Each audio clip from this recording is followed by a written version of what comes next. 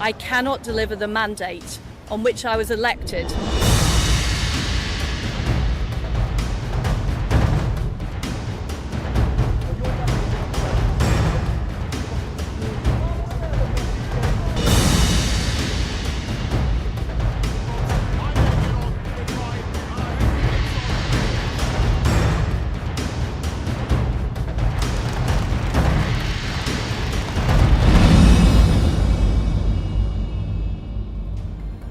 Hello everyone, you're watching News Epicenter with me, Maria Shakil. There is no end to the political crisis in Great Britain, where another bombshell has been dropped by none other than Prime Minister Liz Truss, who has resigned from the top post, triggering another leadership contest in the Conservative Party.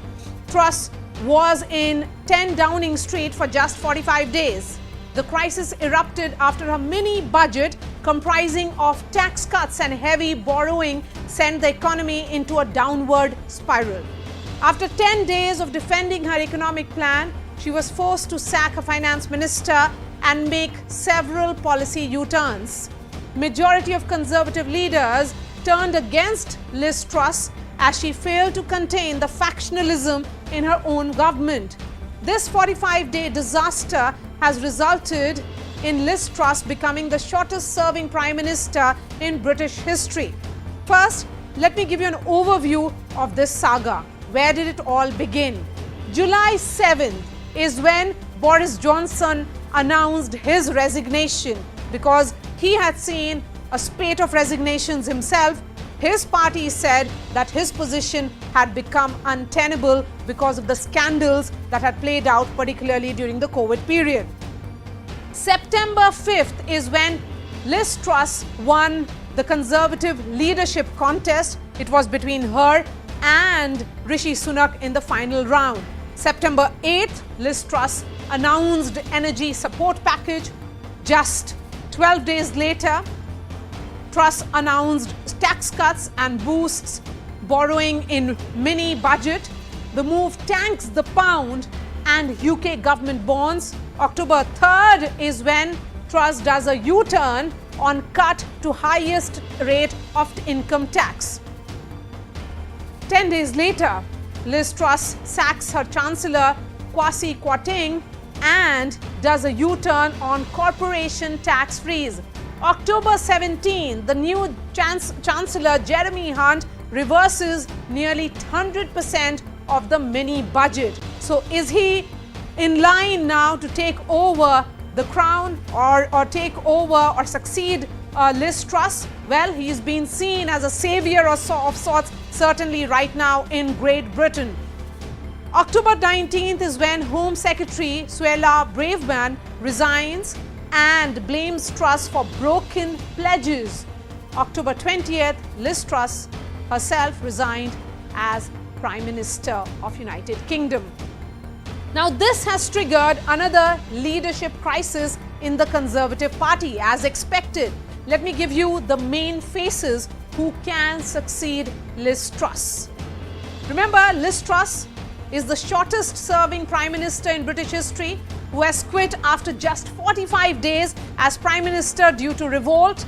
There are the contenders, and number one is Rishi Sunak, former Chancellor and runner-up in previous race. Sunak is seen as the best choice to reboot the economy. He is the main face of the anti-Boris coalition. Then there is Penny Mordaunt, who serves as the leader of the House of Commons. Penny received a wave of support in the previous race. She is the favourite among Conservative moderates as well. She is also the favourite of the pro-Boris camp in the party. Then there is Ben Wallace, the Defence Secretary, who is canvassing support among MPs for himself. He commands an image of a stable leader. He is popular among the Conservative base. But then there is a possibility of a dark horse. This dark horse could be this man, former Prime Minister Boris Johnson, who could make a backdoor entry again. Now, internal polls are suggesting that there is a demand for him to return to 10 Downing. He remains the face of the party that swept the previous elections. Let me go straight to London, and I have the guests joining me from there. Nicholas Nugent is senior journalist. Maximilian Hess is Central Asia Fellow in the Eurasia program at the Foreign Policy Research Institute. We also have Lord Rami Ranger, member of House of Lords of the United Kingdom. He's also a British businessman. Lord Ranger, I'm going to begin with you. 45 days, that is what all it took for someone who had the trust of a party, and then her party and the people of Britain lost faith in her. I'd like to commend Liz Truss for resigning, because the promises she made, they were unsustainable. Rishi had warned, but she challenged him. And in the end, when she realized she could not carry out those promises, she resigned. She did the honorable thing. Otherwise, the party would have been dragged more, and there would have been more chaos for many months to come. And I'm so thankful to her that she did the honorable thing. She left so that a new prime minister can be elected, who can start, who can revive the party's fortune and also bring some stability in the country. You see, Liz made few mistakes. Number one, her cabinet was full of her friends. She did not bring talent to make herself stronger. They were all those people who ticked the right box during the election. So that was, she made herself very weak. And the second thing is that the mini budget which she brought, where she wanted to give away lots of money by borrowing money, and that turned misfired, because even Rishi had warned that we are going through recession. We got challenges brought by war in Ukraine. Fuel prices are going through the roof. Food prices are going through the roof. This is not time to tighten our belt, not to be spent thrift. But her policy was that we will spend our way out, we'll borrow the money, but that didn't go down very well with the market, with the City of London. And on top of that, she never took advice from the economist, the Bank of England, the expert, before she produced that mini budget. That was the beginning of the end of her premiership. So these are the issues which are now in front of us. But the next election, I am pretty sure, will be between two candidates who are second and third, namely Rishi Sunak and Penny Mordaunt. I don't think they will go to the grassroots and there will not be any more people coming forward to put their hat in the ring, because they have already tried and tested their popularity among their colleagues. Okay. So if they want to repeat the same again, they will get the same result again. So the two favorite candidates are Rishi Sunak. My favorite is Rishi Sunak, and Penny Mordaunt. And you don't see any chance of or a possibility of Boris Johnson returning? Some kind of backdoor entry? Impossible, because his own colleagues in Parliament were responsible for throwing him out of the government. So I don't think they will now forgive him so quickly, and they start voting for him. Okay, Nicholas, Ms. Truss announced her resignation less than 24 hours after she said, "I'm a fighter, not a quitter." What really changed in 24 hours? Well, the pressure of members of the Conservative Party in Parliament. She was losing support all the time. It's difficult to quantify, but at least a dozen Conservative MPs had gone public by this morning, demanding that she quit, in effect, because they have everything to lose, remember. They know that the Conservative Party's standing in the country at large is way, way down. And if there were to be a general election, most existing members of the Conservative Party in Parliament would lose their seats. It's as blunt as that. So they dragged her down. She lost credibility. She lost credibility the moment she sacked her finance minister, Kwasi Kwarteng, and replaced him with Jeremy Hunt, who came up with, frankly, a much more sensible set of policies by U-turning on everything that had been announced in that famous mini budget at the end of September. So this really has been a contest within the Conservative Party. the rest of us have had very little to do with it, except we've observed how the Conservative Party's stock in the country at large has fallen. And even worse, we've observed how the markets have turned against the government. And that's really what brought her down. The combination of the effect of the markets reacting to her attempt to cut taxes, but not telling us how she was funding that. That's really what it was about. And coupled with the Conservative members of Parliament losing faith in her. So that's what dragged her down. And already by last night, it was quite clear she was going to have to go. The only thing we couldn't have predicted was quite when. Yes, but it was so sudden in many ways.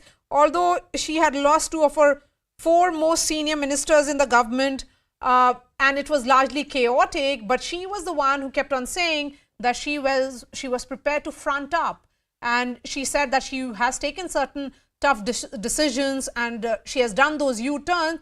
But Max, her entire premiership was chaotic, and many say that it is mortally wounded as well. 45 days is what she got.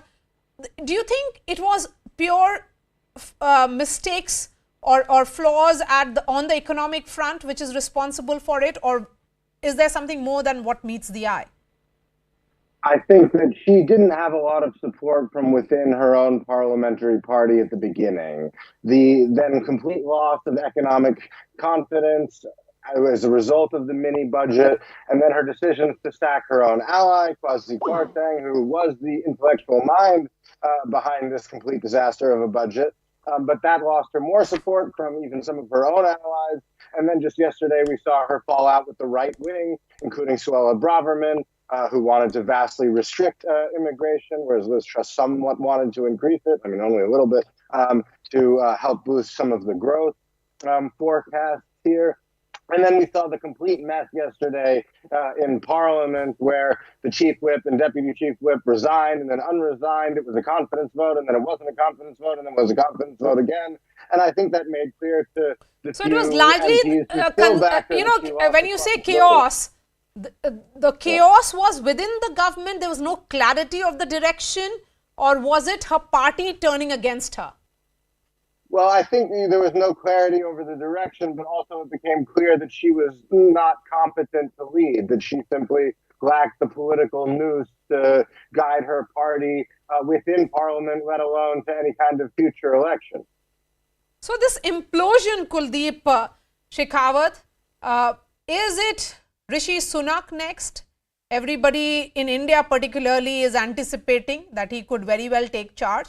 But several of those who are in Britain are of the opinion that people do not really relate to him much. What is the truth? Well, he's a good contender, a very good economist. He knows his game. See, this is a political game and an economic game, as my predecessors have just told. What Rishi has in plus is that he knows the game of money. He understands how money works. You just cannot print money and pump it into the economy and then say, hang on a minute, here we are, we will do things. No, economy has to run the way it needs to be run.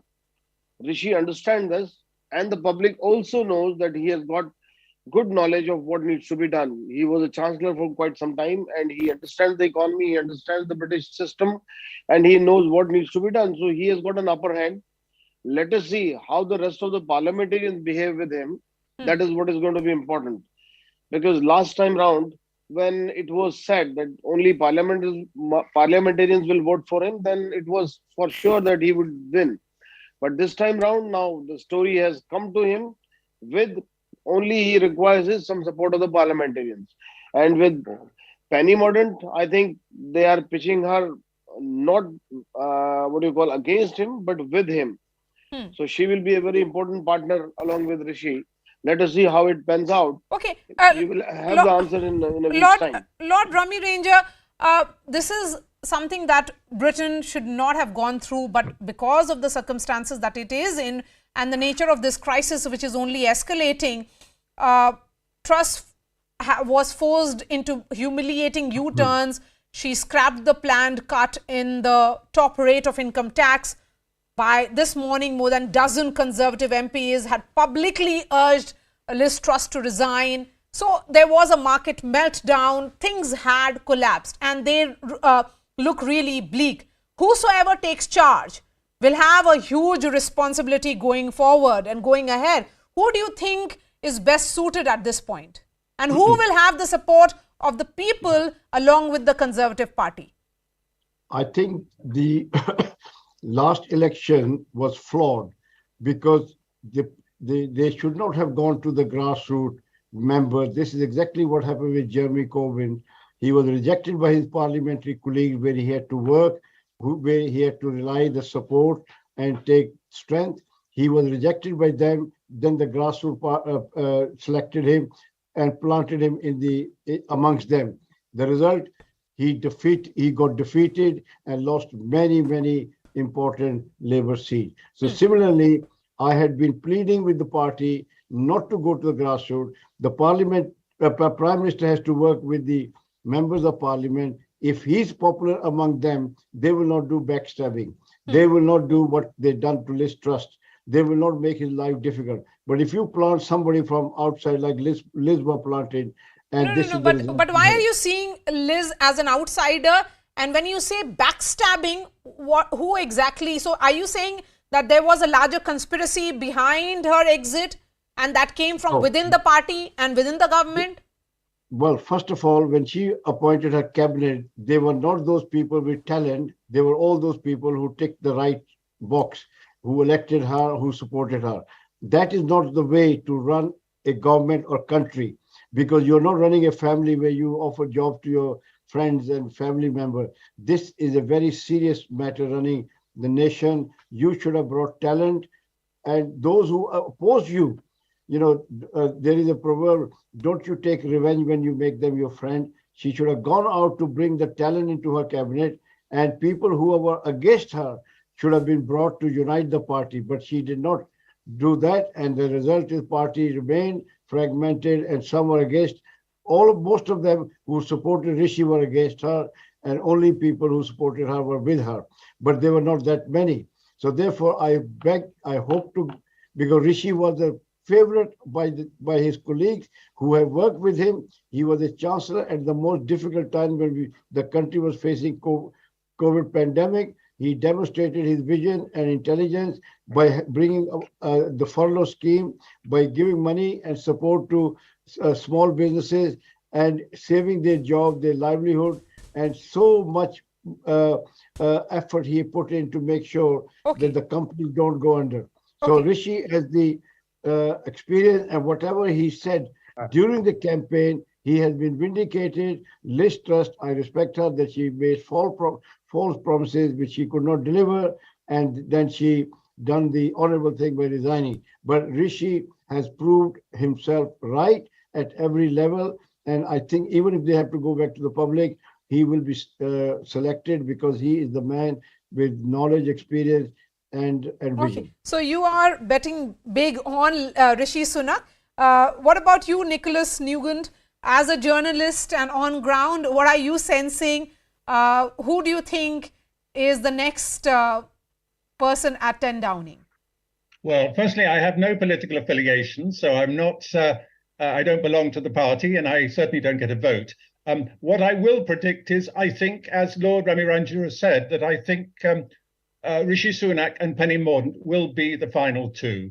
They were in the final three last time when Liz Truss got it. And Rishi Sunak is the favourite of parliamentarians. We learnt that last time round. So if it doesn't go beyond parliamentarians, then I think he has the best chance of winning. Let me explain. If they follow the usual procedure, the members, Conservative members of Parliament, get to choose down to the final two. And then the final two, it's put out to Conservative Party members in the country at large. What I suspect will happen this time is that once it's got down to the final two, the number two will withdraw, and then it doesn't go to the people at large, the Conservative Party at large. This is my expectation. I may be wrong, and we may get a popular vote, because frankly, if you see Rishi as the lead candidate based on his background, it was only the party members who reversed that. He is definitely the favourite of Conservative members of Parliament. So I'm making two predictions here. Okay. One is that Rishi Sunak and Penny Mordaunt will be the final two.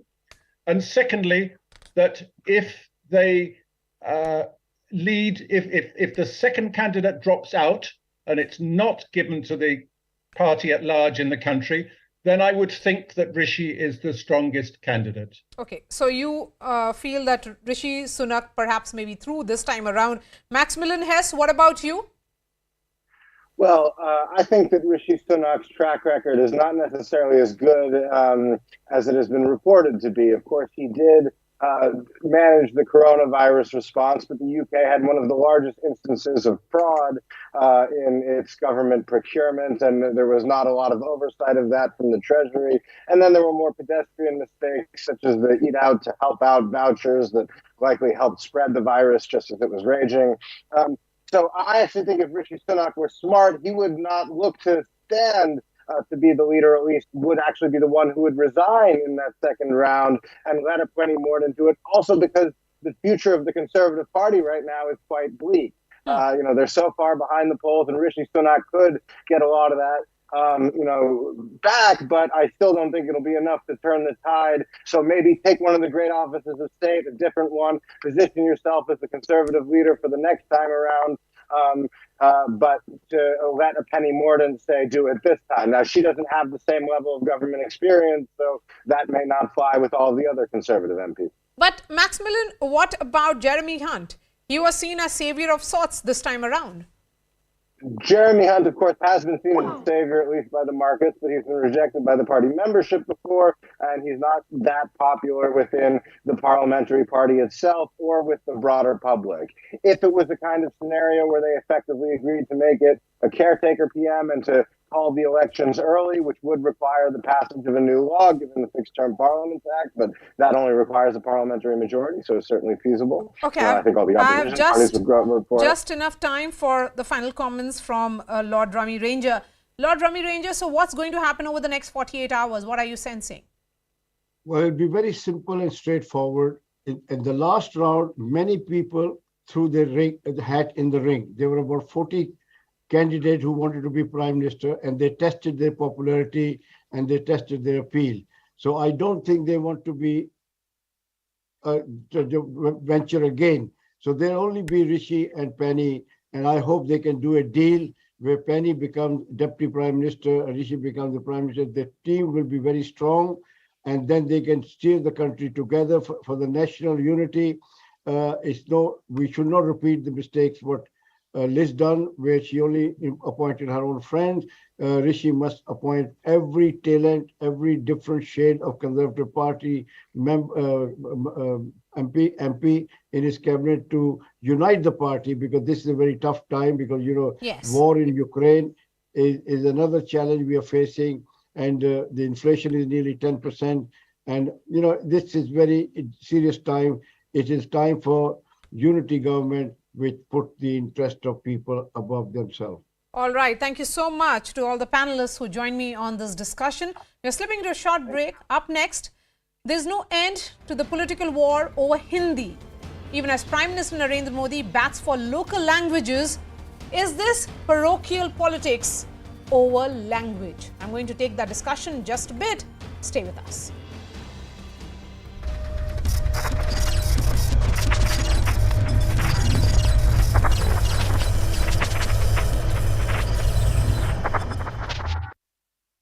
Incredible and invincible for a staggering 26 weeks. India's indisputable number one, CNN News 18 on your side.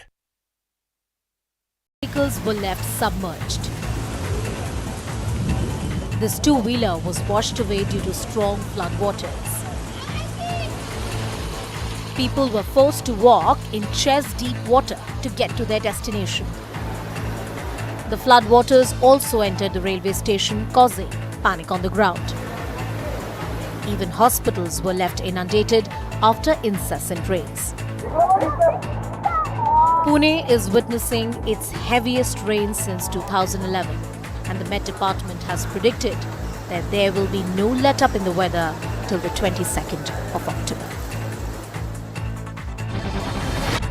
After 4 years, Pakistan has been taken off the Financial Action Task Force's grey list. It was initially put on the list for deficiencies in counter-terror financing and anti-money laundering regimes. This was back in 2018. The decision was taken after a quote-unquote verification visit by members of the FATF.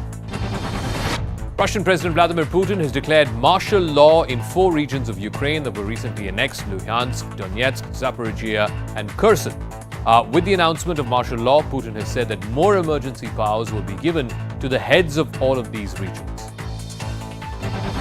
British Prime Minister Liz Truss has insisted that she will not quit as Prime Minister as she faced tough questions from booing MPs during her first question time session since abandoning her tax-slashing economic policies and since sacking her finance minister. As chants of gone, a defiant Liz Truss said that she's a fighter and not a quitter. Several Conservative Party MPs have already publicly called for Liz Truss to be replaced.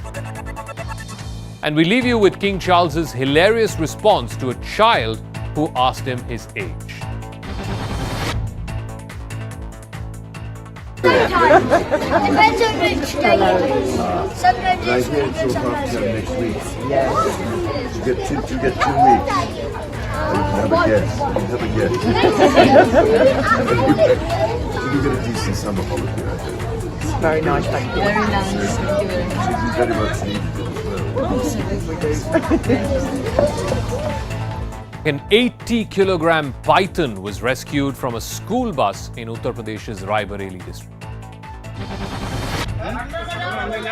The 11-feet-long python was found inside the engine of the empty school bus. Forest Department officials were called in to rescue the python. They tied a rope around the snake and tried to pull it out, but the giant reptile clung on to the bus's engine. Finally, after an hour, an official managed to pry the snake free from its hold. The loud cheers broke out among the onlookers who were watching the operation with horror and excitement. Later, the python was safely released in the forest of Dalmau. A 12-year-old boy was made to dangle from the roof of a well in Madhya Pradesh's Chhatarpur district. He was accused of stealing a mobile phone. The boy clung to the sides of the well, claiming innocence and begging for his life as a man threatened to drop him down. The accused was arrested after the police filed a case for culpable homicide under the SCSD Act. A 22-year-old man was tied to a two-wheeler and made to run for about 2 kilometers on a busy road in Cuttack in Odisha. This was his punishment for allegedly failing to repay 1,500 rupees which he had borrowed from one of the 2 accused for performing his grandfather's last rites. After the video went viral, both the accused were arrested. A brawl on a moving train ended in horror in West Bengal's Birbhum district.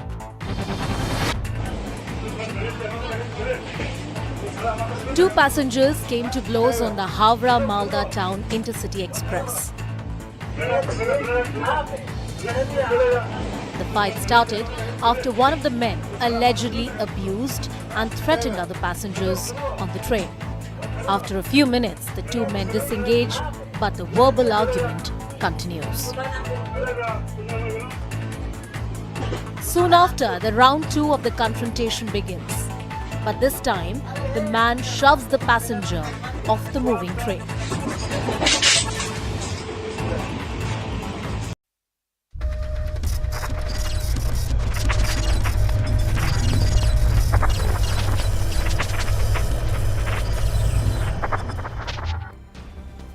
Amidst the Hindi imposition debate, Prime Minister Narendra Modi has once again batted for local languages, calling them central to India's cultural diversity. While speaking on the national education policy, he said it was important to come out of a slave mentality when it comes to English. The Prime Minister said the policy is aimed at boosting local languages to overcome barriers which tend to hinder opportunities for young talent. However, southern parties have repeatedly accused the BJP of Hindi hegemony and imposition, calling any promotion of Hindi as an affront to their culture. This has been a central theme of their politics for decades, jumping at every opportunity to make that point. More recently, the chief ministers of Kerala and Tamil Nadu have objected to the recommendation by a parliamentary panel to make Hindi the medium of instruction in central educational institutions in Hindi-speaking states. Southern leaders are also up in arms over the launch of a Hindi MBBS course in Madhya Pradesh, also a Hindi-speaking state.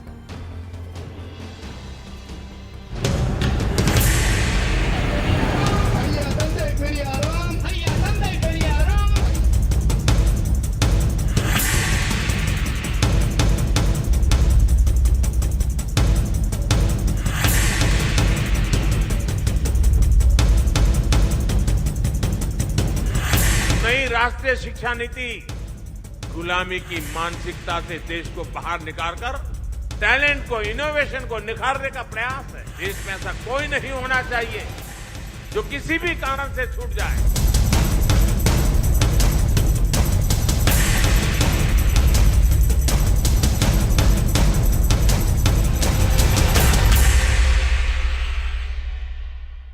If the message is India for Indian languages, then why this repeated alarm? Is this some kind of politics purely keeping in mind the domestic constituencies? Remember, a number of leaders have been doing so.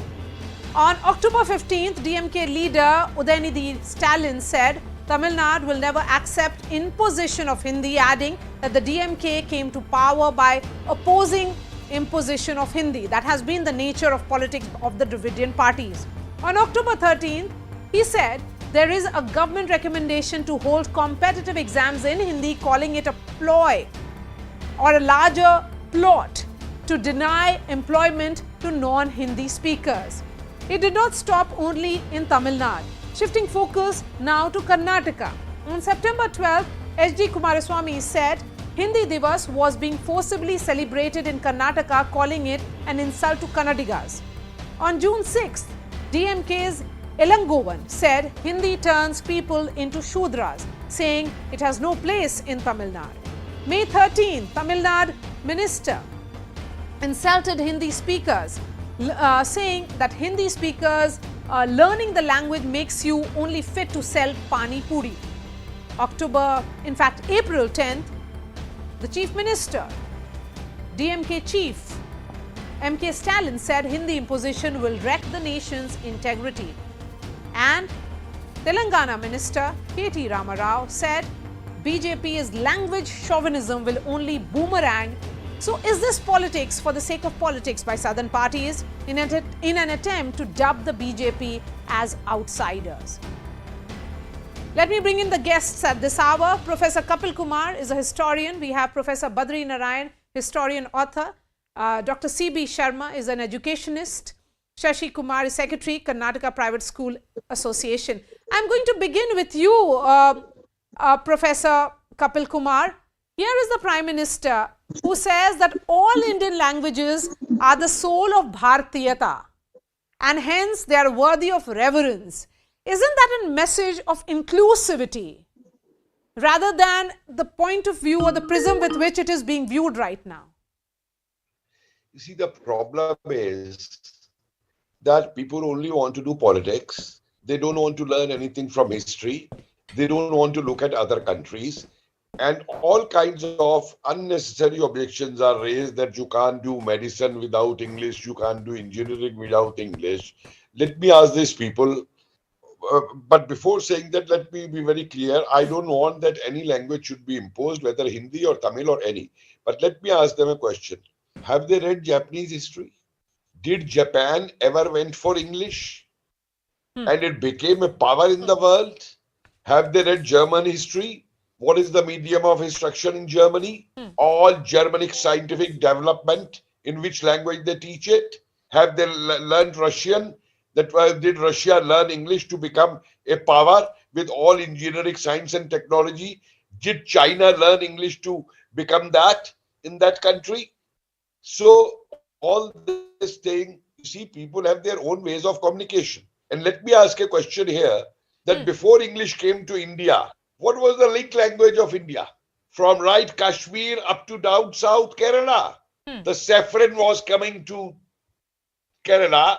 The coconut was going to Kashmir. There was trade, flourishing economy, science, Indian ancient universities. Everything was there. What was the link language? People find their own ways to link language. People find their own ways to do that. Yes. And world over it is established. Yes. That you think in your mother tongue. Yes. I speak in English, but I think my medium was Hindi till MA. The idea here is, Professor Badri Narayan, that language to connect India with Indians should be a language of India. A language which is spoken by Indians. And it is essentially celebrating diversity is what the Prime Minister is talking about in the context of national education policy. Then why should there be criticism and this be seen as imposition? This is not imposition. Yeah, you are very right. It's actually what Prime Minister is saying, and about the language. It's a agenda of decolonizing India, and the process of decolonizing India is in fact decolonizing mind. And for decolonizing mind, language is very important ingredient. Through that, you can detoxicate yourself.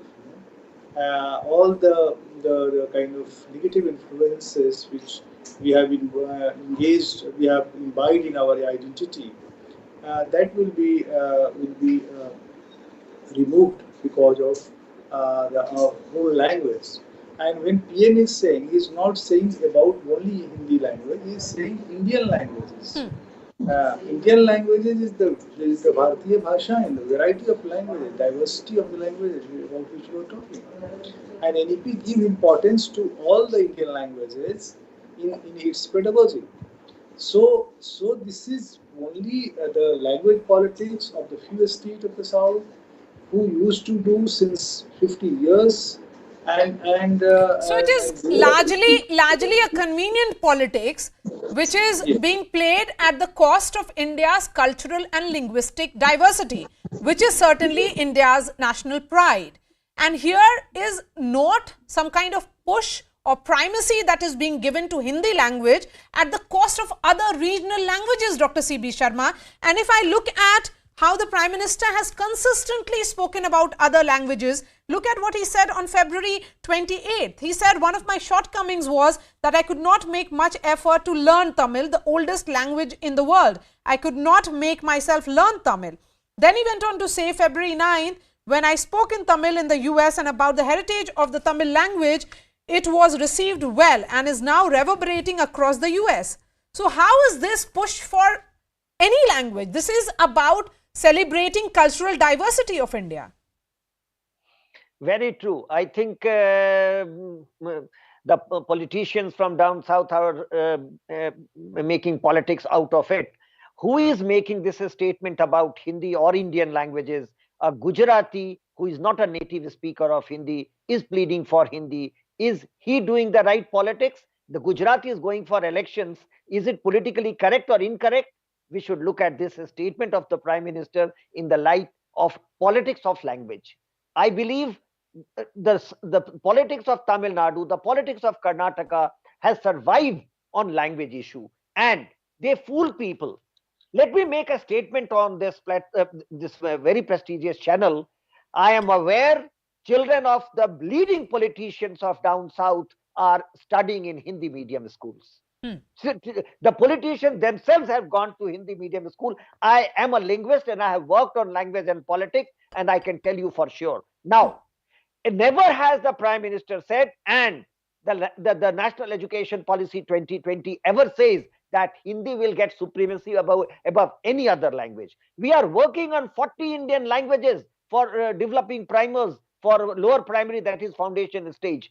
And we are going to provide lower primary in Santali, Mundari, Khadiya, Ho, all these languages. When it is said that Hindi should be the link language, how many words has Tamil borrowed from Sanskrit? How many words has Kannada borrowed from Sanskrit? How many words has Malayalam copied or borrowed from Sanskrit?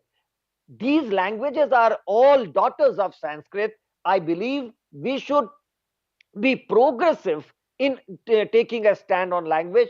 But what I believe is that the politics of Tamil Nadu survives on language issue, and they fool people by making such statements. I would again repeat, Narendra Modi ji is not a Hindi speaker, a native speaker of Hindi, but he understands the importance of a lingua franca for a nation, and that is why the Prime Minister is pleading for one language as lingua franca, but then promoting all Indian languages. Yes, all Indian languages. Yes. So the focus certainly here is the only way of phasing out English is to prepare Indian languages for the difficult task of teaching and learning in higher education is what is being highlighted by Dr. C.B. Sharma. Shashi Kumar, is this just pure politics that is at play in most of these states now? On both the side, it is purely politics. There is nothing otherwise, because whether the Prime Minister of India is saying that Hindi should be, or any others who are debating, I want to just throw some lights on this. No, he did not bat for Hindi. The Prime Minister has not batted for Hindi. In fact, he has said that he has spoken about the cultural richness of various languages of India. This is about languages of India in general, not about promoting Hindi at the cost of other languages. I understand that. Yes. I understand that. But via media, by and large, Hindi is tried to push. But my only submission is, please treat it as individual subject. If any state, because all states are under concurrent list, if those states want to do away with any regional language, let it be as a subject. But when you are trying to impose something as a medium of instruction, it is not right, because it is a contempt of honorable Supreme Court. No. I'm just trying to correct you here. There's no imposition per se. Dr. C.P. Sharma, what exactly is happening here? The national education policy is not talking about one language over at the cost of others. No, never. See, the third chapter of the national education policy clearly says that all children will be brought to school at the age of 3 and their own mother tongues, including tribal languages, the lesser known languages, the threatened languages will be promoted as medium of instruction for this age group, because we have you have 4 crore children out of school because of imposition of English. We send children to school and they are introduced into English language, or they are given instruction in English or a major language, and that is why they have dropped. We worked on the out of school children when we were starting to work on the national education policy. The major reason for a dropout was that they were not taught in the mother tongue. So all mother tongues, 150 languages have been identified in which the understand, if you talk about mother tongue, it is an entire different context. Lower primary, the foundation education in mother tongues. Okay. Where is Hindi imposed? Where is Hindi imposed? Only come as a subject or a language at the age of class 3, that is 8 years. Shashi Kumar, where is the imposition of Hindi here? No imposition. No, I would again submit my version that any language, by default you say that medium of instruction, it is against the constitutional bench judgment. My submission is very clear, whether it is Hindi or any regional language, you are not supposed to impose. It should be a choice of the parents. Then government, any appropriate government, can't impose any regional language or in the name of mother tongue. No, here in fact the push is for multilingual classrooms. Professor Kapil Kumar, well, that is being done right now through the national education policy. Professor Kapil Kumar, the challenges for a multilingual classroom, how do you ensure that? See, this is what always it has been said. Even in Karnataka, it was a I'll tell you, CB will bear me out, that when we started our programs in IGNOU, we started in Hindi and English. And then whichever state wanted, the Bengal Open University translated them in Bengali. The Gujarat Open University translated them in Gujarati. The Andhra Open University took programs from us, translated them in Telugu. Odisha Open University took them from us, translated it in Odia. So what was the problem? This was happening at higher education level. And let me tell you one more thing. The problem here is the language thing. Two things I like to say. One is, then when they don't find anything else in politics, then two questions always become prominent here, which were promoted by colonialism at that time to divide Dravidian and Aryan theory. They will bring it then, that aspect, or will bring the language aspect. Tell me one thing, why there was no problem of language in Azad Hind Fauj and Azad Hind Sarkar? 50% of the Ranis in Rani Jhansi regiment were Tamil Kuli women. Out of the Tamil Kulis, a full battalion of people was raised. And what did he say when they were given the orders there in English to retreat from Imphal? The Tamil soldier answered in Hindi, "Hum piche nahi jayega." Netaji bola Delhi jana. Delhi aage, Singapore piche. Hum Delhi jayega. What is this nonsense? Instead of uniting this country, we are talking of multi-languages. We are talking of respect for every Indian language. We are talking that in every native mother language tongue, as CB said right now, the things should be taught. My medium was Hindi till MA. You know what I faced in Delhi? When I came to Delhi, people had difficulty in saying hello to me. ये मेरठ गाजियाबाद के लोग ये क्या history लिखेंगे, नहीं तो अंग्रेजी के दो वर्ड नहीं आते. This was the attitude. It is that mentality which the PM is talking of, that the colonial mentality should be done away with. It's the same mentality that you're talking about. Most people from Hindi belt faced when they left their home states and came to Delhi. They were treated with the same elitist snob behavior in which they were said that आप अंग्रेजी नहीं जानते, आपको हिंदी बस बोलना आता है. 1 second more, let me say one thing. But my request to the Prime Minister is another request also. You see, no country in the world is constitutionally known by two names. Ceylon changed to Sri Lanka, it became Sri Lanka. Burma changed to Myanmar, it became Myanmar. Please, either decide whether we have to call ourselves Government of India or Government of Bharat. It can't be that in English you write Government of India and in Hindi you write Government of Bharat. Start this decolonizing this mentality from there. Okay. As the Prime Minister has done very recently in changing the name of Rajpath because Raj had gone. Yes. To Kartavya Path. So please talk first of this thing at the national level in terms of naming our country. You name it Bharat Sarkar or you name it Government of India. These both things cannot continue.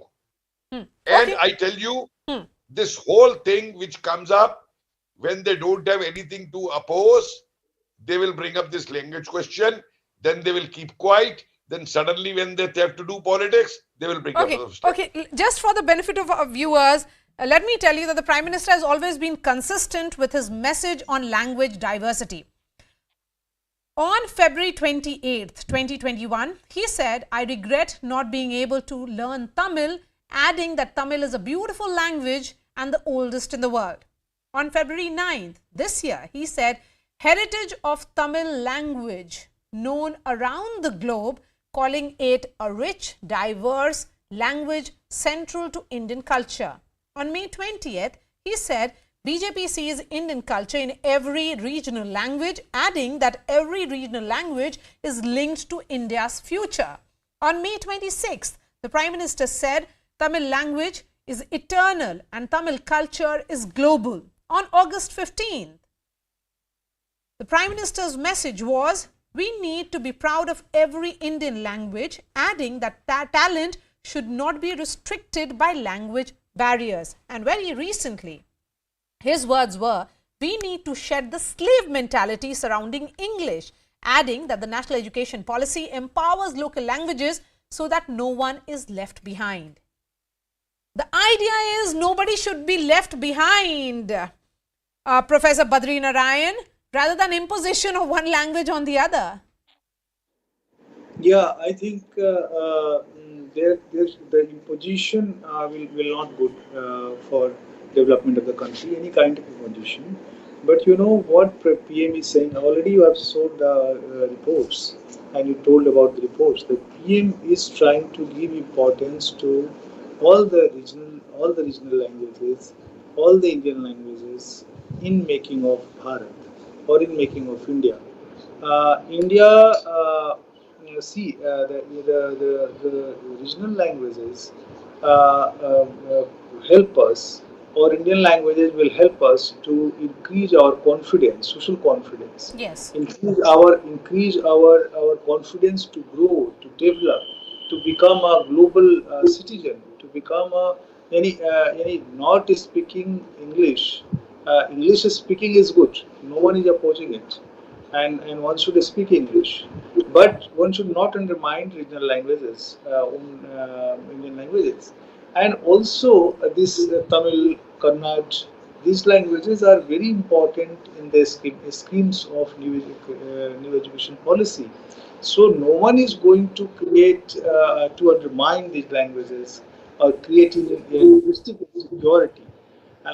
This linguistic insecurity is inculcated by the politician for certain political ends, political goal, and I think that is not good for India. And to creating Indian atmosphere or atmosphere, a kind of summerous atmosphere in India, the atmosphere of equality and inclusion. Okay. I think we should expect each other. We should respect each other. Absolutely. And respect the diversity which comes with language that you speak.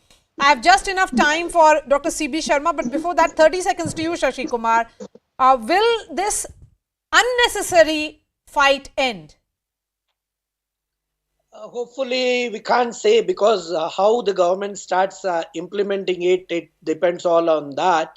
But the submission is, we have no dispute with any language being promoted, regional language, but it should be as a subject, not as a medium of instruction.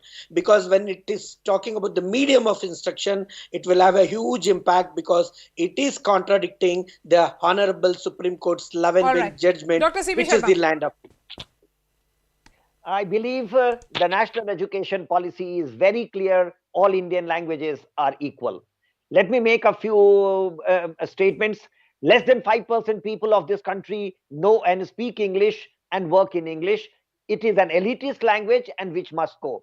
When the Congress in 1925 reacted against the British government, and they said we will not write our minutes in English, which was the language chosen? It was Hindi. And who proposed it? It was C. Rajgopalachari from Chennai. And where was the Hindi Pracharni Sabha established first? In Chennai. Look, I believe when we think in the larger interest of the nation, Hindi as the link language and all Indian languages, including tribal languages, I will again repeat, must be promoted. They have great repository of knowledge in them, and that is what the national education policy also pleads. Let us not, please, for God's sake, for the nation's sake, do language politics, because it destroys the schooling. And I am worried. I will again quote the Upendra Kushwaha committee, of which I was a member. When we were working on out of school children, most children drop out because they are taught in a major language of the region. Like the Tamil children in Tamil Nadu all don't speak Tamil. I am from Bihar. I am not a native speaker of Hindi. I am a Maghi speaker. So all Indian languages are equal and they must be promoted. Hindi as the link language, and Professor Kapil Kumar, let's end it on a note of Hindi, please. चलिए आपको जिस language में आपको बोलना है उस पे बोल करके एंड करते हैं इस डिस्कशन को. नहीं, मैं एक सवाल पूछना चाहता हूँ सबसे. मगी में बोलिएगा. मगी में बोल दीजिए पहले सीबी शर्मा. मैं एक सवाल पूछना चाहता हूँ. पहले मगी में सीबी शर्मा बोलेंगे, उसके बाद आप बोलिएगा प्रोफेसर कपिल कुमार. चलिए. अच्छा, पहले सीबी बोले. हाँ, चलिए जल्दी. आप अपने के बहुत आभार के हमरा बोले दिलखिन. हमार भाषा देखो हिंदी नहीं है. चलिए प्रोफेसर कपिल कुमार. हिंदी अंग्रेजी दोनों भाषा में बोले ही. Let me put it this way: if you talk, बदल जाए. If you talk of mother tongue, my mother was Punjabi, so let me say it in Punjabi. चलिए बोलिए. कि देखो जी, ये बड़ी चंगी गल हैगी है कि मन्नो मेरी पंजाबी दे विच भी लिखी हुई किताबां पढ़न नूं मिलणगियां. एक गल ध्यान रखो, अशोका दे जमाने हिंदुस्तान दा जिहड़ा राज हैगा सी, वो अफगानिस्तान तो लैके थल्ले साउथ तक हैगा सी. ਔਰ ਅਸ਼ੋਕ ਦੇ ਮੌर्य ਦੇ ਕਾਲ ਦੇ ਵਿੱਚ 21 ਭਾਸ਼ਾ ਹੈਗੀ ਸੀ ਖਰੋਸ਼ਟੀ ਜਿਹੜੀ ਅਫਗਾਨਿਸਤਾਨ ਤੋਂ ਲੈ ਕਰਕੇ ਤੇ ਥੱਲੇ केरला तक हैगी सी Professor Kapil Kumar, Dr. C.B. Sharma, Badri Narayan and Shashi Kumar, thank you so much for your time. That's all from me. Thanks so much for watching.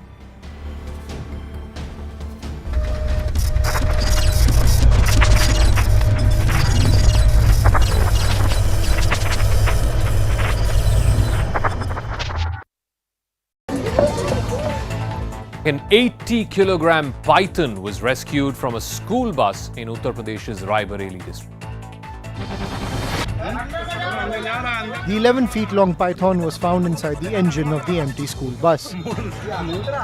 Forest Department officials were called in to rescue the python. They tied a rope around the snake and tried to pull it out, but the giant reptile clung on to the bus's engine. Finally, after an hour, an official managed to pry the snake free from its hold. The loud cheers broke out among the onlookers who were watching the operation with horror and excitement. Later, the python was safely released in the forest of Dalmau. A 12-year-old boy was made to dangle from the roof of a well in Madhya Pradesh's Chhatarpur district. He was accused of stealing a mobile phone. The boy clung to the sides of the well, claiming innocence and begging for his life as a man threatened to drop him down. The accused was arrested after the police filed a case for culpable homicide under the SCSD Act. A 22-year-old man was tied to a two-wheeler and made to run for about 2 kilometers on a busy road in Cuttack in Odisha. This was his punishment for allegedly failing to repay 1,500 rupees which he had borrowed from one of the two accused for performing his grandfather's last rites. After the video went viral, both the accused were arrested. A brawl on a moving train ended in horror in West Bengal's Birbhum district.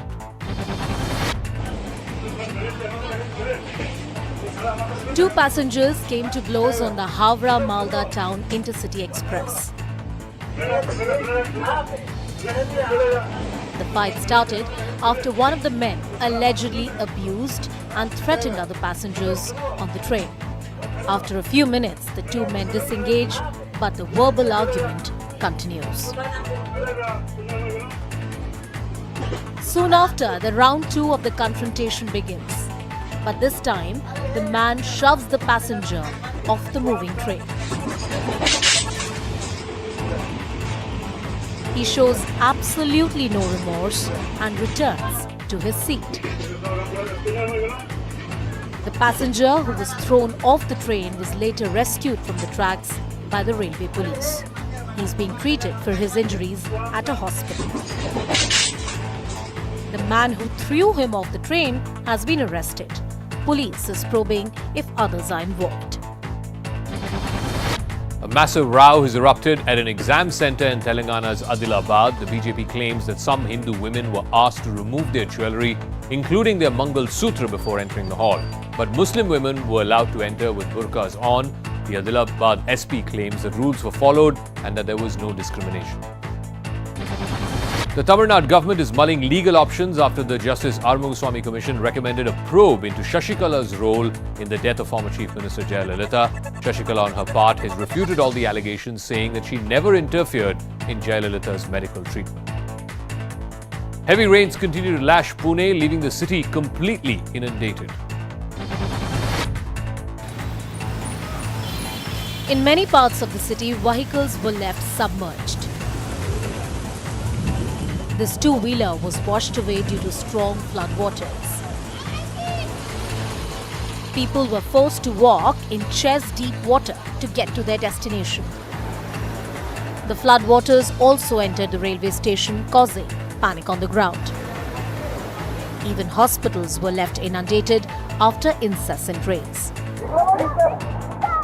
Pune is witnessing its heaviest rain since 2011. And the Met Department has predicted that there will be no let-up in the weather till the 22nd of October.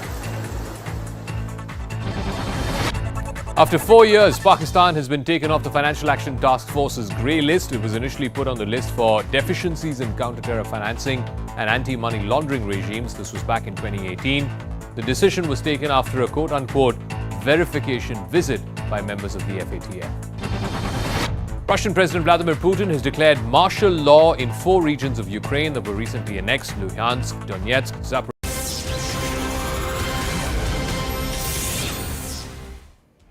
Hello and welcome to the late night edition with me, Ayushman Singh. John Wall. Breaking news coming in at the top of the bulletin, and this is a shocking remark that has been made by Congress veteran Shivraj Patil. The former Home Minister has sparked a massive controversy. He has said that in the Mahabharata, Krishna taught Arjun about jihad. He claims that beyond the Quran, jihad is also taught in the Mahabharata.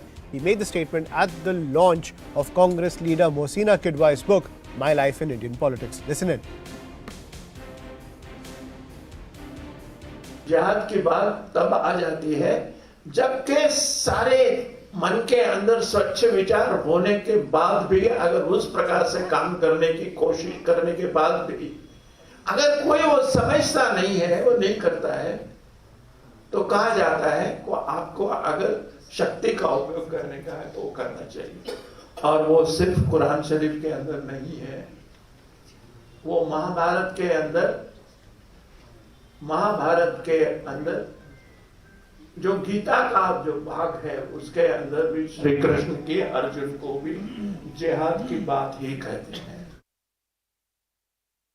In its haste and its desperation for vote bank politics, Congress has crossed all limits. Shivraj Patil, who had once coined Hindu terror, saffron terror, has now compared Gita, the Updesh given by Shri Krishna to Arjun during the Mahabharata, to jihad. This is an affront, but it is not surprising because this is not a Sayog, it is a vote bank ka prayog and a vote bank ka udyog. This is the same Congress party which has said Hindu terror, saffron terror. Rahul Gandhi has said LET is not dangerous, but the groups of Hindus are dangerous. This shows the anti-Hindu mindset of those who claim to be Janyudhari Hindus. Right, I'm joined by Pallavi Ghosh on the broadcast. Pallavi, we are headed to 2 crucial elections, one in Himachal Pradesh and Gujarat, and Congress finds itself once again on the back foot when it comes to the Hindutva card. Yes, and not just Gujarat and Himachal, I mean Karnataka also.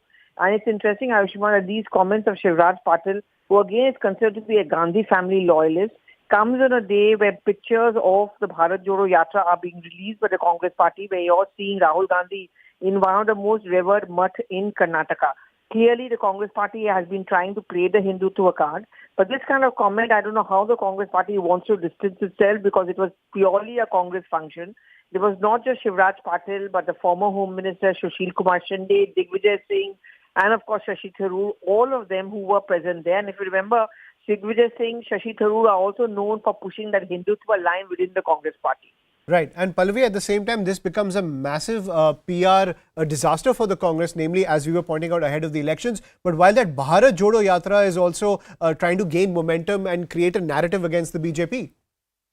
And you know, even every time the Bharat Jodo Yatra is in the news, it's often off late being in the news for wrong reasons. Either gaffes coming in from the Congress party, some kind of a comment, either from Rahul Gandhi during the press conferences, which stokes the controversy. And now this latest, at the Mohsina Kidwai book release function, certainly it's going to give ammunition to the BJP. And more interestingly is that other political parties like AAP, which are eating into a Congress's base, has also learned the tricks of the trade. They've understood that you have to play the Hindutva card well if you want to counter the BJP. The Congress party then comes across as being pretentious. That is what they're often accused of. Right. I'm joined by Shahzad Poonawalla, representative of the BJP, who also gave that first reaction to this entire political controversy. Mr. Poonawalla, thank you for joining us on CNN News 18. Do you feel the Congress has once again shown its anti-Hindu tilt, in the remarks of Shivraj Patil? Ayushman, what is happening is that just before the Gujarat elections, after Gopal Italia and Rajendra Pal made those Hindu-hating comments, because this Congress party feels they lose out on the vote bank, they have been ordered to make more abusive comments against Hindus, and therefore Shivraj Patil, a loyalist of Sonia Gandhi, perhaps on her instructions, has crossed all limits by comparing Sri Krishna's Updesh to Arjun, which is the Gita, which is very holy, to jihad, to something that is preached by Osama bin Laden and by Al-Qaeda. And this has been done deliberately. It's not a sahyog, it's a prayog, because this man has also coined the Hindu terror, saffron terror narrative. This is the party which denied the existence of Sri Ram. They opposed Ram Mandir. They said LET is less dangerous than Hindu groups. They blame 26/11 on Hindus, not on Pakistan. So there is a constant trait of Hindu bashing and Hindu abuse and Hindu insult. And now just before the Gujarat elections, once again there is a Tushtikaran ka competition between Aam Aadmi Party and Congress, and therefore to exceed the Aam Aadmi Party, Congress Party has been instructed to make these comments, and therefore Shivraj Patil, a loyalist of Sonia Gandhi, has made this. And Shehzad, also we noticed in those visuals that Shashi Tharoor was sitting right next to Shivraj Patil when he made those statements. Now, at the same time, what would you demand from the Congress Party when it comes to taking action against Shivraj Patil? But at the same time, do you think that this is an entrenched ideology when it comes to the Congress Party? Ayushman, I will just in a short while from now send you another video of Mr. Mallikarjun Kharge, who is the new so-called proxy president of the Congress. He himself has made many disparaging comments about Sanatan Dharma. Mr. Shashi Tharoor, the candidate who was looking to be the Congress president, has also come up with Hindu Taliban, Hindu Pakistan, etc. commentary. And therefore, this is not a one-off incident, and therefore just action on Shivraj Patil is not enough. The entire rank and file of the Congress has been instructed to make these comments against Hindus, and it starts from Rahul Gandhi, who said Hindutva is like ISIS and Boko Haram. Hindutva teaches violence against non-Hindus. Hindutva and has been constantly targeted by him when he said that LET is not dangerous, Hindu groups are dangerous. So this is not a one-off statement. This is the DNA of the Congress, which had also opposed Ram Mandir and which had questioned the existence of Sri Ram. And therefore, this is being done for Tushtikaran politics, vote bank politics. And therefore, Sonia Gandhi, Rahul Gandhi and Mr. Kharge must explain why are they making these comments. Right. So that's the pitch coming in from Shehzad Poonawalla from the BJP camp, that Sonia Gandhi must explain what Shivraj Patil it means by making this remark that Krishna taught Arjun jihad in the Mahabharata. A shocking statement coming in from a former Home Minister. This coming right ahead of the elections, ladies and gentlemen, where Congress finds itself once again on the back foot when it comes to the entire Hindutva card. Thank you, Pallavi and Shehzad, for joining us on the broadcast. We're getting some more breaking news. This is breaking news coming in from Punjab, ladies and gentlemen, in a massive crackdown on crime where in a joint operation of the Punjab and Delhi police, operatives linked to the Pakistan spy agency, the ISI, and Khalistani terror groups have been arrested. The weapons were dropped from the Pakistan side via drones. Now, as per the police, Hindu leaders, namely from the RSS, were on the terror radar. Arms and ammunition, including an AK-47 rifle, have been recovered. That's the big piece of breaking news coming in. Those visuals on your screen. I'm joined by my colleague Anand Tiwari, who's getting us this big piece of breaking news, a massive crackdown on crime and as well as suspects linked to terror assets in Pakistan. This coming right ahead of Diwali. As per the reports, top Hindu leaders, including leaders of the RSS, were on the radar. Anand, और क्या details हैं आपके पास? जी देखिए, दीपावली के ठीक पहले जो पंजाब की एंटी गैंगस्टर टास्क फोर्स है और जो दिल्ली पुलिस की स्पेशल सेल की काउंटर इंटेलिजेंस यूनिट है, उसने एक बड़ा ऑपरेशन है उसको अंजाम दिया है और उसमें खालिस्तानी और पाकिस्तान ISI से जुड़े 3 मददगारों को गिरफ्तार किया है। ये तीनों वो मददगार हैं जो आतंकी रिंदा, लांडा और सतनाम से जुड़े हुए थे। इन मददगारों के नाम आतिश कुमार जो तरन तारण का रहने वाला है, अविनाश जो तरन तारण का रहने वाला है और एक बलराज। इन लोगों को गिरफ्तार किया गया। इनके पास से अत्याधुनिक जो पिस्टल है और AK-47 है वो बरामद की गई है, जो पाकिस्तान से ड्रोन के जरिए महज 7 दिन पहले पंजाब पहुंची थी और उसके बाद इन्हें एक सस्पेक्ट के जरिए इन्हें वो मुहैया कराई गई थी। जो दिल्ली पुलिस के सूत्र बता रहे हैं कि इनके निशाने पर RSS के बड़े नेता थे और जो पंजाब पुलिस के सूत्र बता रहे हैं कि एक बड़ा गैंगस्टर है पंजाब का, हीरा सिंह, जो इन आतंकियों के मददगार के निशाने पर था, जिसको ये टारगेट करना चाह रहे थे। इसके अलावा पंजाब और कई और शहरों में ये एंटी जो मतलब देश विरोधी गतिविधियां उसको अंजाम देना चाह रहे थे। तो एक बड़ी कामयाबी जो है वो पंजाब पुलिस की एंटी गैंगस्टर टास्क फोर्स और दिल्ली पुलिस की स्पेशल सेल की जो काउंटर इंटेलिजेंस है उससे मिली है, जिन्होंने अत्याधुनिक हथियार, कारतूस और ये 3 जो मददगार हैं आतंकी, इनको गिरफ्तार किया है। बता दें कि दिल्ली पुलिस की स्पेशल सेल ने भी इसी मॉड्यूल से जुड़े कुछ लोगों को गिरफ्तार किया है, जिसके बारे में जल्द दिल्ली पुलिस की स्पेशल सेल एक प्रेस कॉन्फ्रेंस करके बड़ा खुलासा करेगी। जी आनंद, और एक और बात बताइए, ये काफी ये टेरर यूनिट्स, ये गैंगस्टर यूनिट्स, ये इनको arms and ammunition Pakistan side से मिल रहे हैं ड्रोन ड्रॉप्स के थ्रू।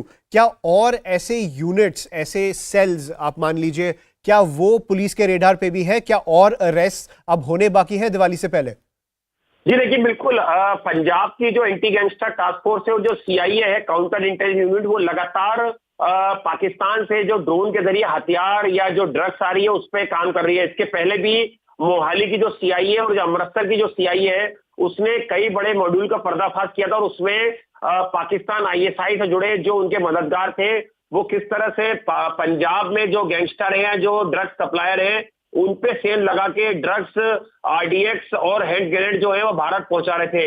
इसी को लेकर लगातार इंटेलिजेंस इनपुट जो है वो दिल्ली पुलिस स्पेशल सेल और पंजाब पुलिस की जो इंटेलिजेंस यूनिट है और खासतौर पे जो एंटी गैंगस्टर टास्क फोर्स है, उसके जो हेड है प्रमोद भान, उन्हें मिल रहे थे और उसके बाद उन्होंने एक बड़े ऑपरेशन को अंजाम दिया। और दीपावली से पहले ये जो हथियार आए थे, जिसमें AK-47 भी शामिल है, आप तस्वीरों में देख सकते हैं, इससे बड़ी वारदात को अंजाम देना था, पंजाब में बड़ी स्ट्राइक को अंजाम देना था और एक माहौल खराब करने की कोशिश करना था। और लगातार पंजाब में जो गैंगस्टर हैं वो आतंकवादियों से हाथ मिला चुके हैं, जिसमें आतंकी रिंदा जो कनाडा में बैठा लांडा है और जो यूरोप में बैठा एक तीसरा आतंकी है। इन लोगों से लगातार इन्हें फंडिंग मिल रही है और लगातार ये देश विरोधी गतिविधियों को अंजाम दे रहे हैं। इस पर एक नकेल कसने के लिए बड़ी कार्रवाई जो है वो पंजाब पुलिस और दिल्ली पुलिस की स्पेशल सेल ने की है। Right. Thank you, Anand Tiwari, for getting us those details. So a big victory for the security forces coming right ahead of Diwali. Now let's shift focus when it comes to that time of the year again, ladies and gentlemen. Pollution is rearing its ugly head once again in the National Capital Region. And it's not just firecrackers, ladies and gentlemen, that are going up ahead of Diwali. Most importantly, it's stubble burning by farmers in Punjab and Haryana. For years now, the Aam Aadmi Party has been promising that once they come to power in Punjab, they will put an end to stubble burning. But it seems the problem persists.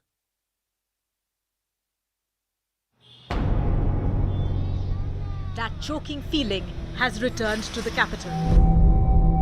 Every year, like clockwork, the air quality in Delhi gets worse.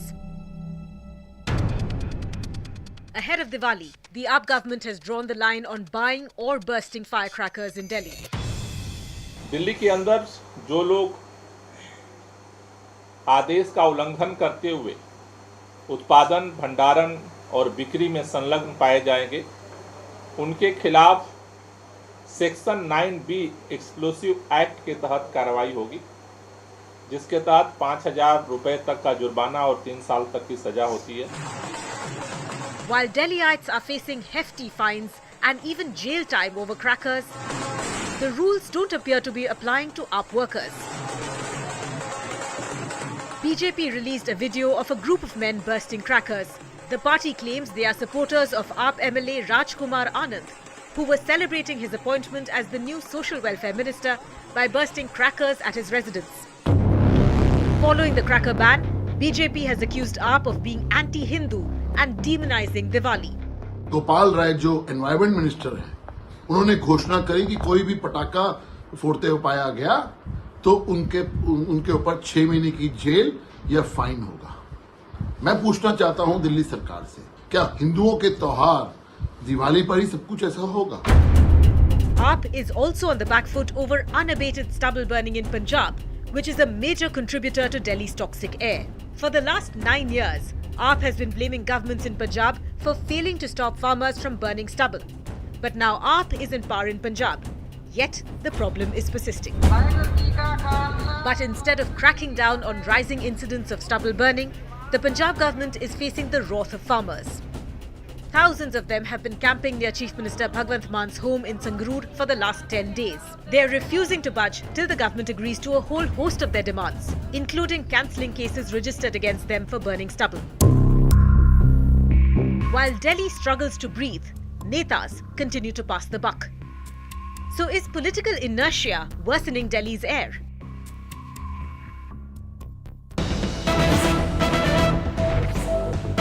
And more breaking news coming in, ladies and gentlemen, and these are stunning visuals coming in from Patiala, where a black Thar with a Chandigarh number plate went on a rampage crashing into cars and shops. Now, locals confronted the drivers and passengers and seized them before the cops came on the scene. We're going to get those visuals on your screen. This is from Patiala, where a black Thar went on this rampage in this market area, crashing into cars and shops. What happened was that once the Thar finally stopped, the locals over there pulled them out of the car, confronted them and detained them before the cops could arrive on the scene and arrest them. I'm joined by my colleague Tejinder Singh Sodhi on the broadcast, who's getting us this piece of breaking news.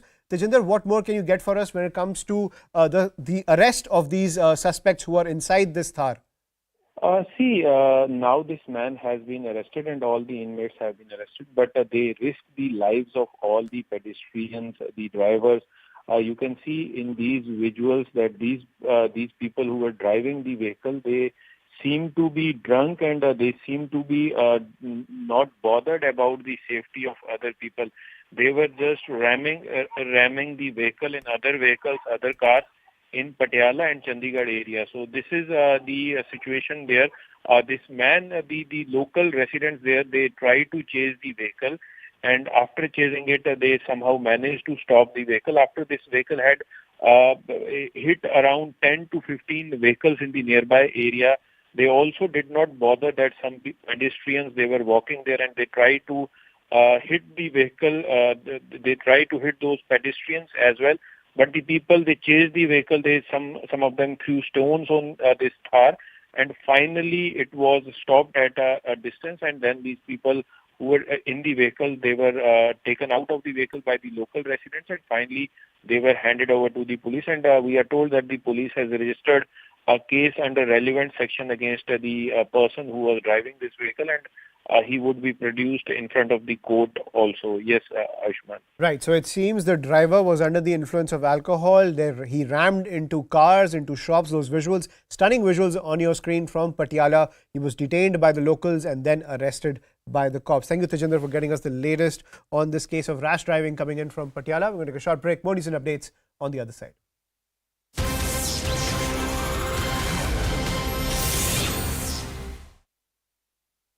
Three workers have died and several others have been injured after a blast inside a chemical company in Raigad of Maharashtra. The blast is said to have occurred due to an issue inside the compressor of an air conditioner.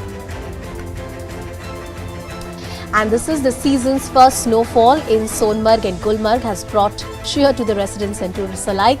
The resort town of Gulmarg received 2 inches of snow in the wee hours as rain lashed other parts of Kashmir. Western disturbances approach the valley and there are predictions of heavy snowfall. They are rife.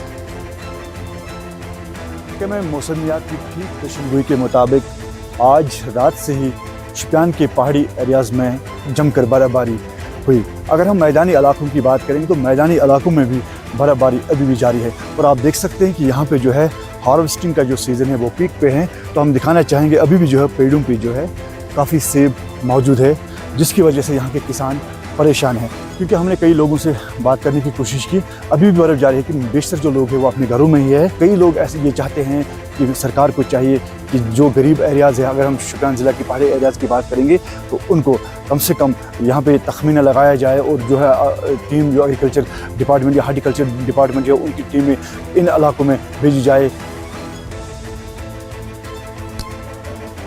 And students in Rio de Janeiro of Brazil protested against the candidacy of Jair Bolsonaro in the upcoming elections on the 30th October.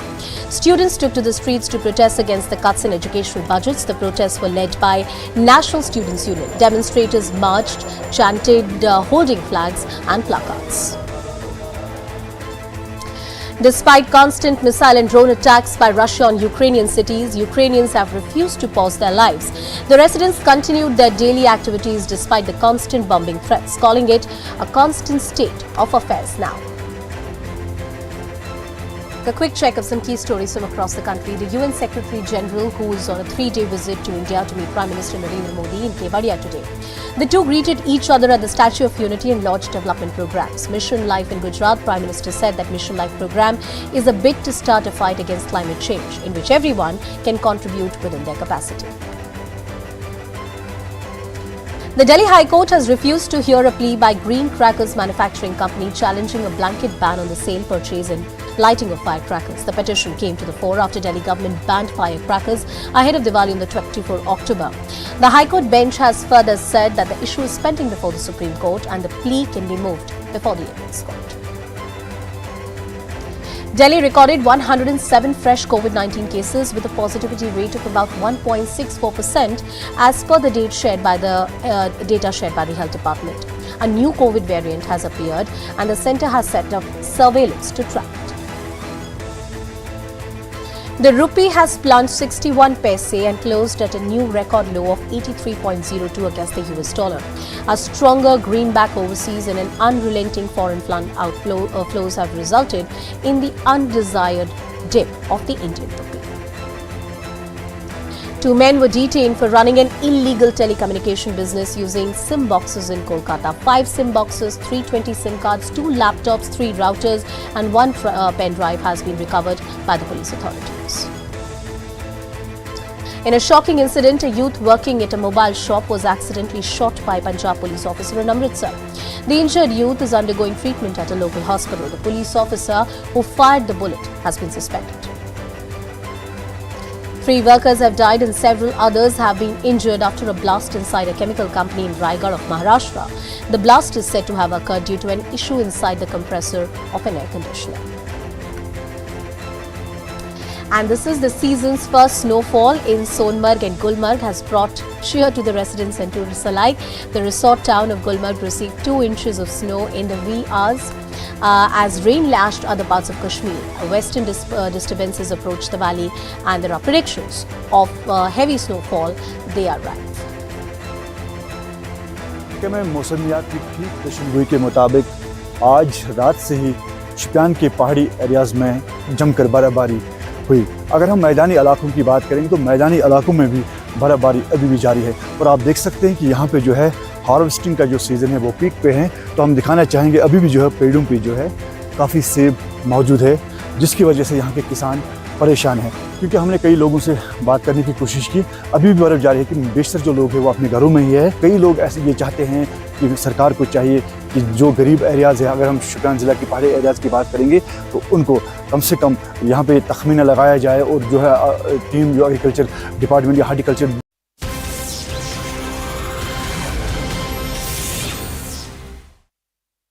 Welcome back. The valley has witnessed snowfall earlier than usual this year. Specifically, Gulmarg, Sonmarg, Shopian and the Gurez Valley have a thick blanket of snow, turning them into a white paradise. I will leave you with these visuals. Good night and take care.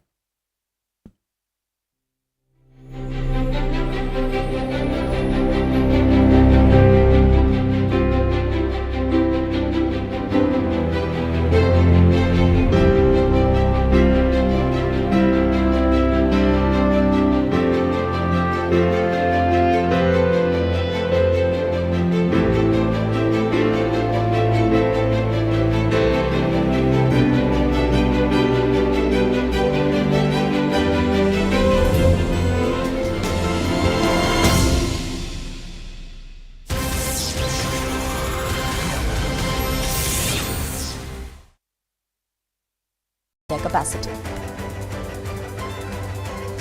The Delhi High Court has refused to hear a plea by Green Crackers Manufacturing Company challenging a blanket ban on the sale, purchase and lighting of firecrackers. The petition came to the fore after Delhi government banned firecrackers ahead of Diwali on the 24th October. The High Court bench has further said that the issue is pending before the Supreme Court and the plea can be moved before the Apex Court. Delhi recorded 107 fresh COVID-19 cases with a positivity rate of about 1.64% as per the data shared by the Health Department. A new COVID variant has appeared and the centre has set up surveillance to track it. The rupee has plunged 61 paise and closed at a new record low of 83.02 against the US dollar. A stronger greenback overseas and an unrelenting foreign fund outflows have resulted in the undesired dip of the Indian rupee. 2 men were detained for running an illegal telecommunication business using SIM boxes in Kolkata. 5 SIM boxes, 320 SIM cards, 2 laptops, 3 routers and 1 pen drive has been recovered by the police authorities. In a shocking incident, a youth working at a mobile shop was accidentally shot by a Punjab police officer in Amritsar. The injured youth is undergoing treatment at a local hospital. The police officer who fired the bullet has been suspended. 3 workers have died and several others have been injured after a blast inside a chemical company in Raigad of Maharashtra. The blast is said to have occurred due to an issue inside the compressor of an air conditioner. And this is the season's first snowfall in Sonmarg and Gulmarg has brought cheer to the residents and tourists alike. The resort town of Gulmarg received 2 inches of snow in the wee hours as rain lashed other parts of Kashmir. Western disturbances approach the valley and there are predictions of heavy snowfall. They are rife. में मौसमियात की ठीक पेशेंगोई के मुताबिक आज रात से ही शुपियान के पहाड़ी एरियाज में जमकर बर्फबारी हुई। अगर हम मैदानी इलाकों की बात करेंगे तो मैदानी इलाकों में भी बर्फबारी अभी भी जारी है और आप देख सकते हैं कि यहाँ पे जो है हार्वेस्टिंग का जो सीज़न है वो पीक पे है। तो हम दिखाना चाहेंगे अभी भी जो है पेड़ों पे जो है काफ़ी सेब मौजूद है, जिसकी वजह से यहाँ के किसान परेशान हैं। क्योंकि हमने कई लोगों से बात करने की कोशिश की, अभी भी बर्फ़ जारी है कि बेशतर जो लोग हैं वो अपने घरों में ही है। कई लोग ऐसे ये चाहते हैं कि सरकार को चाहिए कि जो गरीब एरियाज़ है, अगर हम शुपियान ज़िला के पहाड़ी एरियाज़ की बात करेंगे तो उनको कम से कम यहाँ पे तखमीना लगाया जाए और जो है टीम जो एग्रीकल्चर डिपार्टमेंट या हार्टिकल्चर डिपार्टमेंट है उनकी टीमें इन इलाकों में भेजी जाए। And students in Rio de Janeiro, Brazil protested against the candidacy of Jair Bolsonaro in the upcoming elections on the 30th October. Students took to the streets to protest against the cuts in educational budgets. The protests were led by National Students Union. Demonstrators marched, chanted, holding flags and placards. Despite constant missile and drone attacks by Russia on Ukrainian cities, Ukrainians have refused to pause their lives. The residents continued their daily activities despite the constant bombing threats, calling it a constant state of affairs now. A quick check of some key stories from across the country. The UN Secretary General, who is on a 3-day visit to India to meet Prime Minister Narendra Modi in Kevadia today. The two greeted each other at the Statue of Unity and launched development programs. Mission Life in Gujarat, Prime Minister said that Mission Life program is a bid to start a fight against climate change, in which everyone can contribute within their capacity. The Delhi High Court has refused to hear a plea by green crackers manufacturers